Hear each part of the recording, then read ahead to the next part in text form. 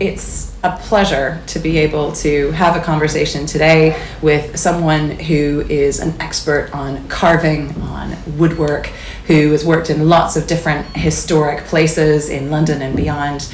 And we've spent some time today in and around St. James's, had an experience going up on the scaffolding high in the air above the ground so that we could take a look at these close details and to be able to see things through your eyes and have that experience alongside you is a very precious part of this overall project at St. James's, to explore the organ, to remove the pipes, and also to open up the church with the south door going out to Jermyn Street and then beyond into St. James's Square.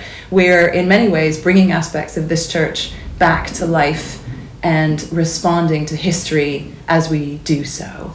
And I would love to hear a bit from you and your background. Please introduce yourself and on we go.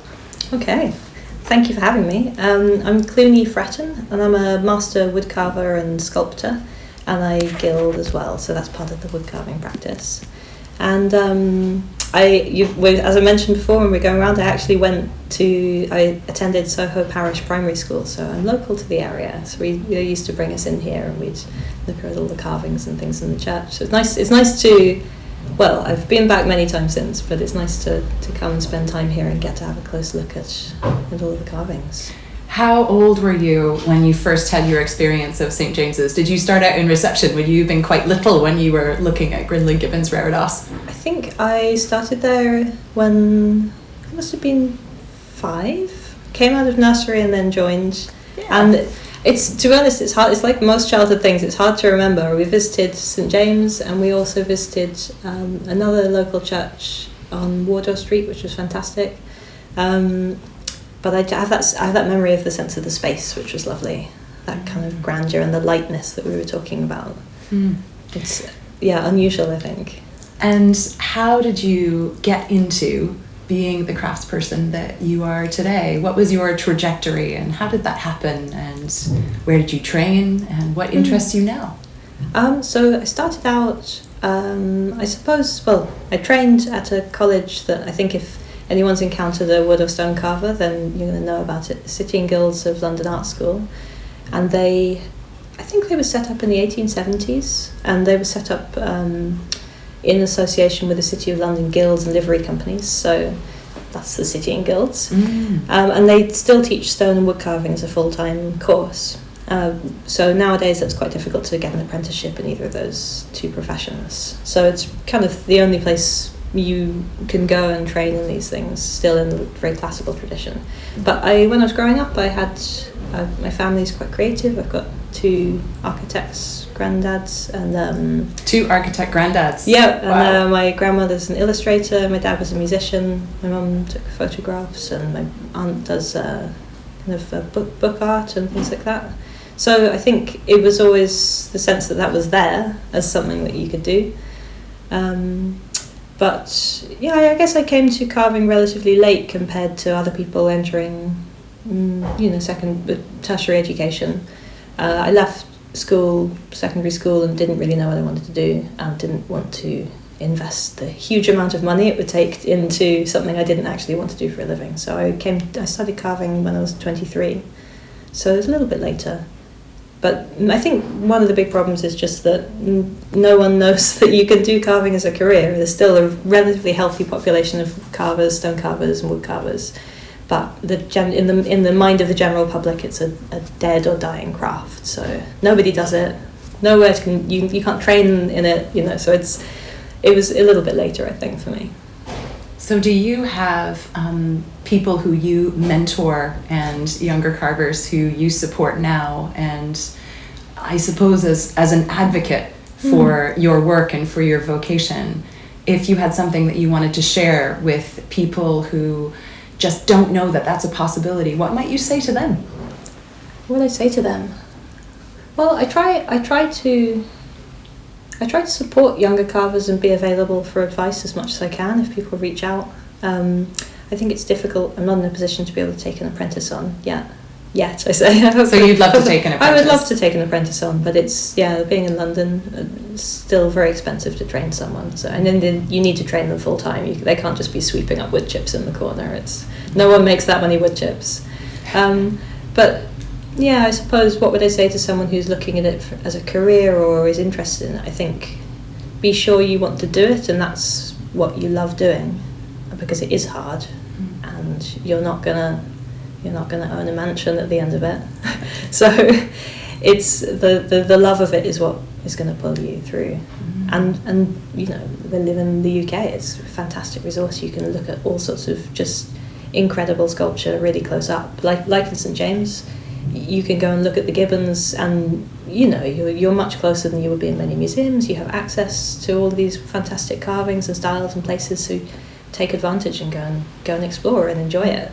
So what have your Grinling Gibbons experiences been so far elsewhere? When did you become interested in Gibbons, and how have you been connected to his practice and his heritage?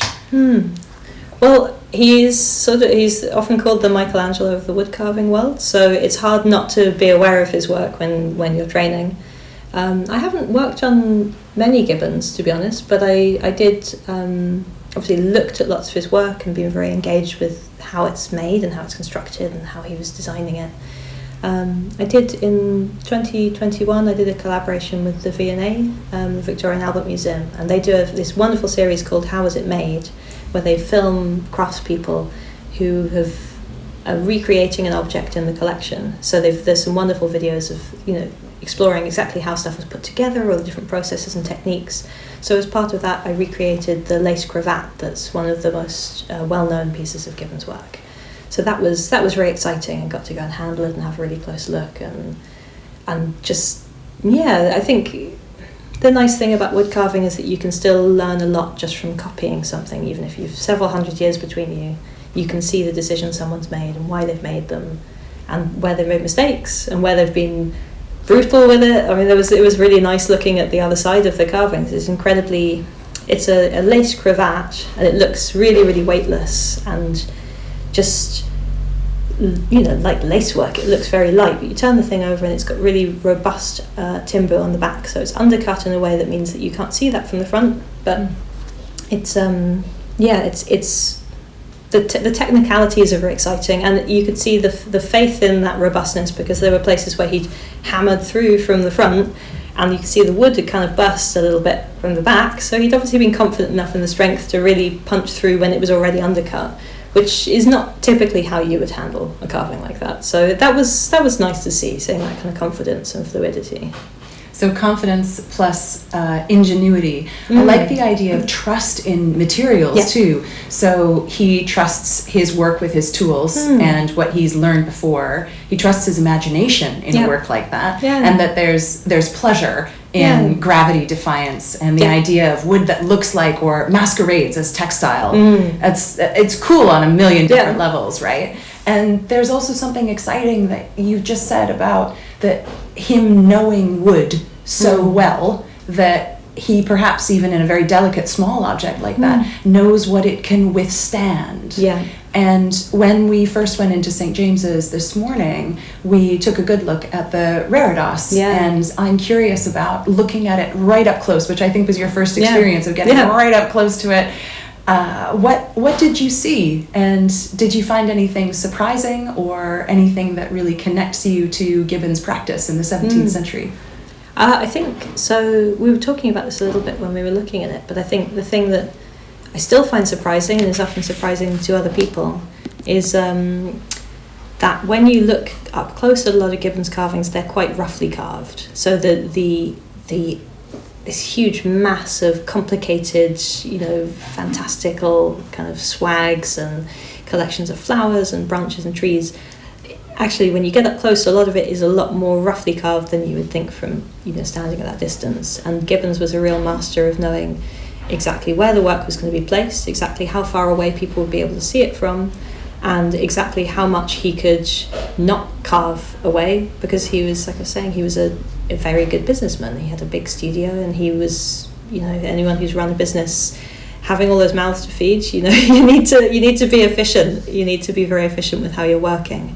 So I think when we were looking up close, there's some really lovely, delicate carving on the kind of seashells and the pelican and her piety, and the lovely, there's these beautiful birds on either side, and the kind of very delicate acanthus up the top, and that looked extremely finely finished. And like I was saying, I think that would instinctively be where I'd say that was the masters, or the people who had a lot of experience in the workshop be working on those pieces, whereas the smaller, kind of more simple carvings would be worked on by apprentices or something like that, so that they could learn their trade, but also it was achievable for them to make something that could be part of a larger object and still keep the business running. Because like I was saying, if you're training someone, they need a lot of oversight. And they're going to get things wrong. They're going to carve something that's not going to be good enough, they're going to have to do it again. So that kind of progression from quite simple flower shapes up to more complicated ones is quite often visible in Gibbons' work.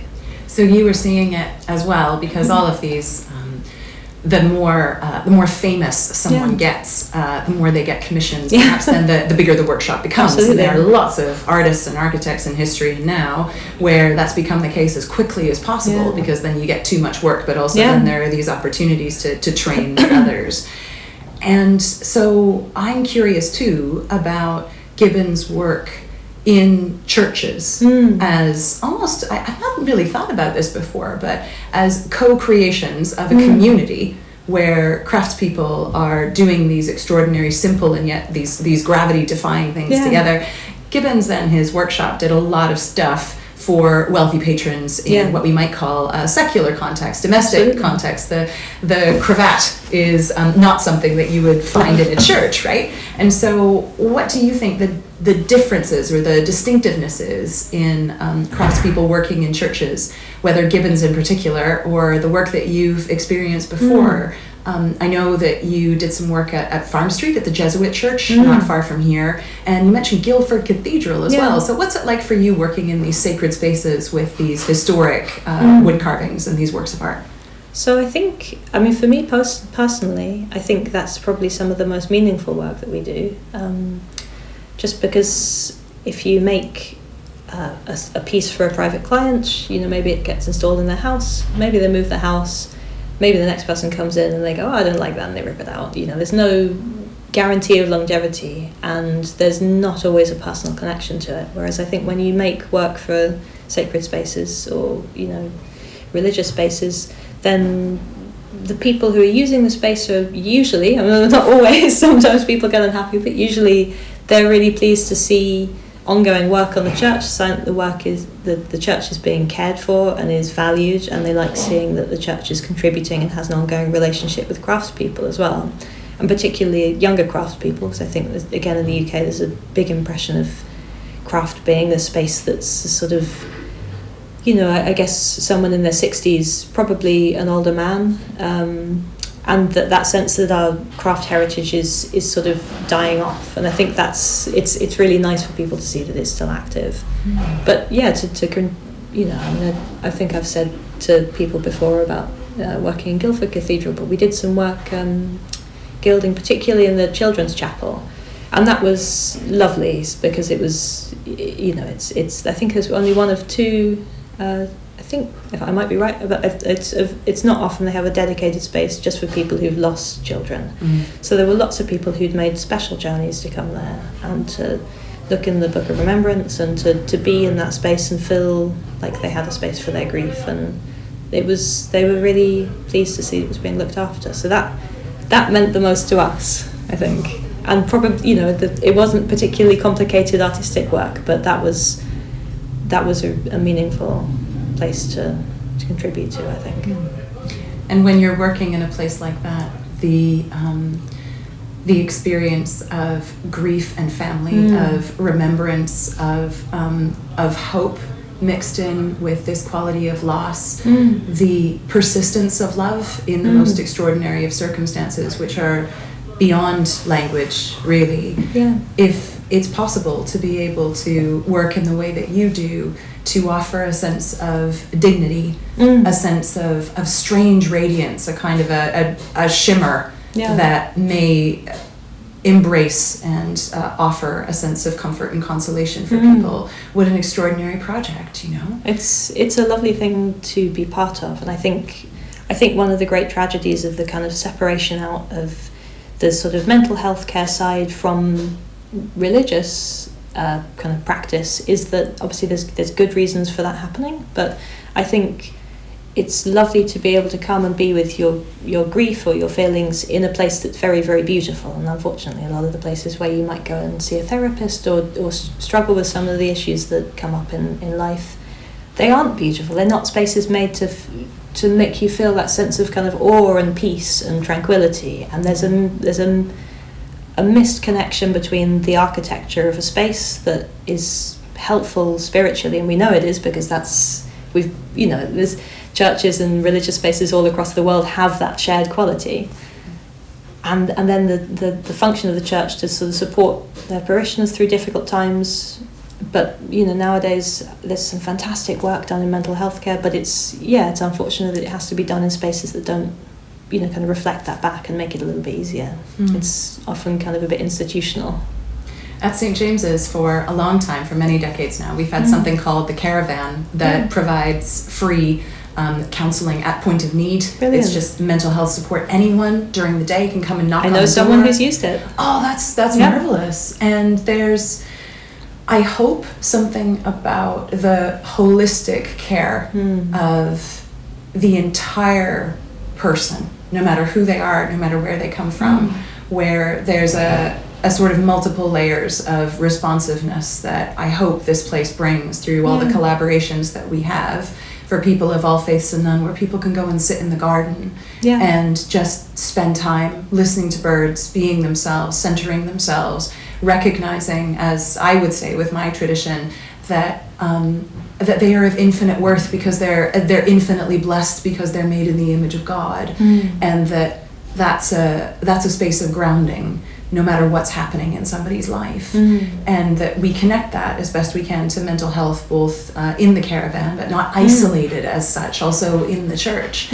And people come for all kinds of reasons to this place. It's open every day.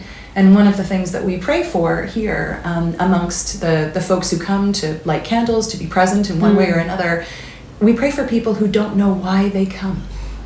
There's something ineffable about the invitation that a church like this can offer. And I think that the presence of beauty in relation to the presence of affirming, even lightly, even with no words, just with the visibility and the openness of this space, affirming the relationship between beauty and dignity, and that your work is part of that.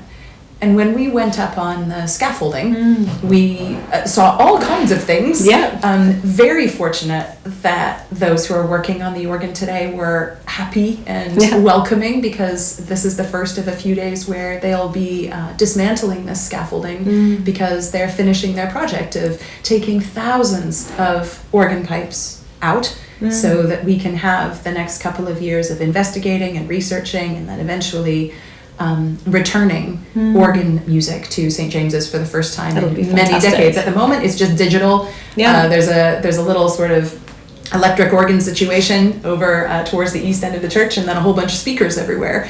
And this finally will bring voice, will bring sound back.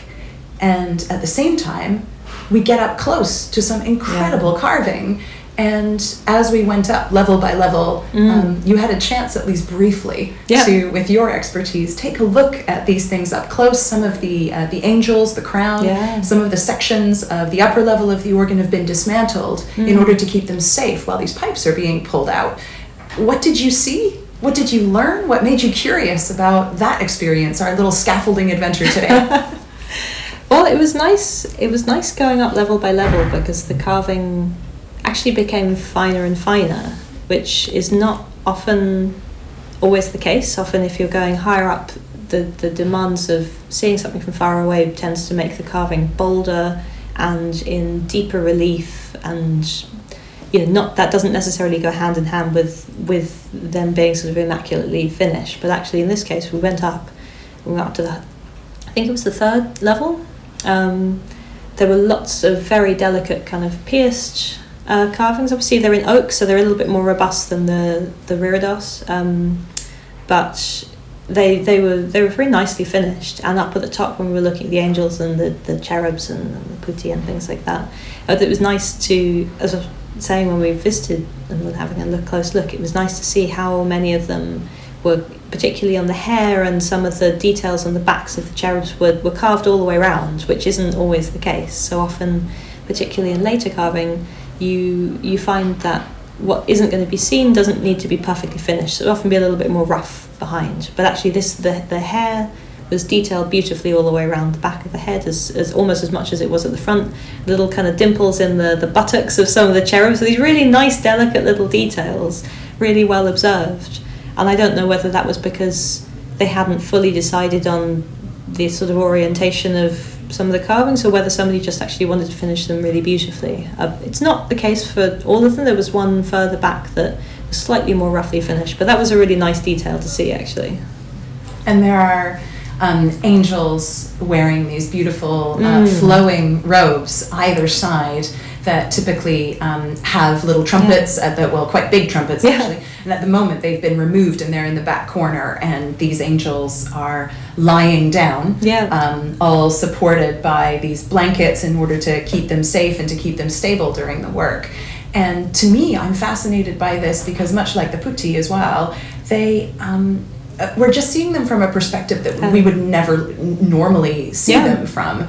And part of the delicacy of the detail is that it's possible also to see moments of damage and the need for repair. These little metal plates, there a couple of screws, kind of similar to what we see in the Reredos down at ground floor surrounding the high altar. And I'm curious about what you think about repairs and about what happens when you encounter something that's damaged and then you try to look after it, conserve it, and bring it back to life. What's that like for you in your work? It's generally a nice process. I think you always have to, when you're working on restoration projects, you always have to make sure you're leaving it in a better state than you found it, which I think there have been periods of history where restoration has been quite gung-ho. I mean, not always had the greatest sort of respect for the patinas that's built up over the years, and I think that maybe that sort of philosophy's changed a little bit. So I think it's satisfying, particularly when you're working on something that's been repaired very badly before, because you know that you're definitely putting back a material that is easily reversible. You're going to put back something that's definitely better than the sometimes a bit shoddy modelling or kind of filling or whatever. It's going to be an appropriate timber. Ideally, it'll be in a timber that's a similar age to the thing you're repairing. Not always possible, but it's nice when that does crop up. And I think doing repairs in a way that you want to have a light touch. You want to make the future restorer's job really easy if they need to take it apart, and you want to make minimal changes to the fabric of it, so you don't want to be taking too much material off. And I think it's very satisfying to do that properly and do that with respect. And again, like, you're adding to the fabric of a building or the fabric of an object. And hopefully that, if you've done your job properly, then that's going to carry on and increase the lifespan of something. It's been around for hundreds of years before you, and hopefully it's going to be hundreds of years after you as well. But you were saying that the part of the roof had been missing as well there, so I imagine that during the war, that I imagine that a lot of those damage, they looked like there were some places where maybe there'd been water damage and things like that. And, when the church was bombed in 1940, the damage was extensive, and one of the things that we've found is a little label, inscription that was written in the mid-20th century by a group of organ builders who knew that they had to work very carefully to restore and to save what they could of this 17th century marvel. And part of what they describe is that inevitably, exactly so, an enormous amount of water meant that it was just soaking into the wood in order to preserve the church and indeed to preserve the organ case as best they could. And so considering that, especially as you've described, as you go further and further up these layers, these levels, as we have them now with the organ case, that it becomes more and more delicate. And I wonder about what it must have felt like in the war in these urgent circumstances to ensure, like with so many historic buildings of many kinds, including a number of Christopher Wren buildings in the city not far from here as well, to try as much as possible to cherish the heritage and the history of this space, while also simply doing something very practical, which was to put out the fire and to stop the damages as quickly as they possibly could. And so I'm curious too about relating this back to what you just said about repair and conservation, where there's almost a simultaneous treasuring and respecting past work, especially centuries old past work, as well as kind of cherishing and respecting the people who will come after you. Yeah. One day, you will be someone's ancestors. Yeah. And in hundreds of years' time, the work that you are doing now and that you will do in future will be something that people will inspect, will be interested in, and hopefully will look at and think, the way that this has been done means that it's possible to continue to care for it in a way which isn't just responsible but contributes to that connection between beauty and dignity. And to me, in my tradition, that feels like holy ground. It's a sacred act. And so I suppose, by way of conclusion, I'm curious about whether you have anything more to share about what it's like to be in contact with these things, to work with your hands, to be up close, and perhaps, though I don't want to assume too much, to be in relationships with not only the objects themselves, but also perhaps the craftspeople who are part of your ancestry, your family tree, if you like, and what those bonds are like, the quality of empathy as well as body work. What do you think? I think it's an important thing to bear in mind when you're working. Actually, funnily enough, I recently found out that members of my family a few generations back were actually carvers and gilders. What? So, Really? Yeah. How did you find that out? My granny was talking to her cousin, and she said, "Oh, that's nice that she's doing that. Did you know this branch of our family did that?" And she had very vague memories of their house being full of carved, gilded stuff, but hadn't really put the two together. So that was a nice connection. But I think, this is the sort of privilege of working in these spaces and doing these things. You have to, particularly when you're working as part of the fabric of a larger building, or, if you're restoring something, you have to efface yourself in lots of ways. So you can't restore something with carving that doesn't match it, even if you think you could do better. You have to make something that fits in with the original style. So I think there's a combination of a kind of, you have to lose a lot of ego about where you're placed in that and how important you are. I think that's important to get rid of. But also I think it's nice, the replacement or the compensation for that is that you are doing work that is part of a continuum and is going to continue off into the future and that be part of our society, I guess. So that's a nice part. I